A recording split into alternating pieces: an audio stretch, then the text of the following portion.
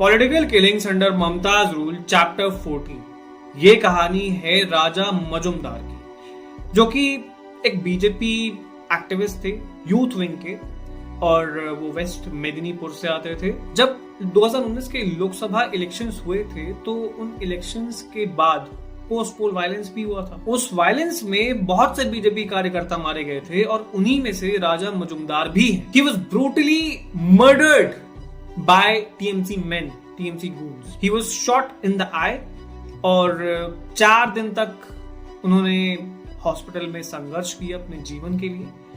And 9th August 2019 was the day when he succumbed to injuries. ये जो violence, post poll violence Bengal में होता है, ये क्यों होता है, कभी सोचा है आपने? ये प्रदर्शन करने का एक जरिया है, ये एक तरीका है कि हम चुनाव जीते। लोकसभा चुनाव की मैं बात कर रहा हूँ। चुनाव जीते, चुनाव हारे, हमें कोई फर्क नहीं पड़ता।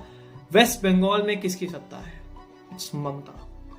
हमारी सत्ता में अगर इलेक्शन हुए हैं और सामने वाली पार्टी का कार्यकर्ता प्रचार कर रहा है हमारी आंखों के सामने, तो समय आने पर हम उस कार्यकर्ता को बख्शेंगे नहीं और हम उस कार्यकर्ता की जान लेकर रहेंगे। राजा मजुमदार अपनी पार्टी का प्रचार प्रसार ही तो कर रहे थे, और क्या कर रहे थे? 2019 की कैंपेनिंग में उन्होंने जी जान लगा दी।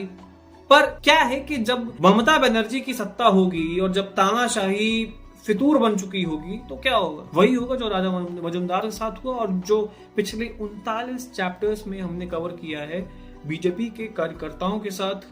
जो निशंसता के साथ टीएमसी के गुंडे कैडर ने जिस तरह से उनकी निर्मम हत्या हुई, उसका सोल रिस्पॉन्सिबिलिटी जाती है ममता बनर्जी को और टीएमसी को। इसके अलावा तो और कोई है नहीं सत्ता में, और वेस्ट बंगाल पुलिस, सीआईडी, सब कुछ उनके कंट्रोल में है।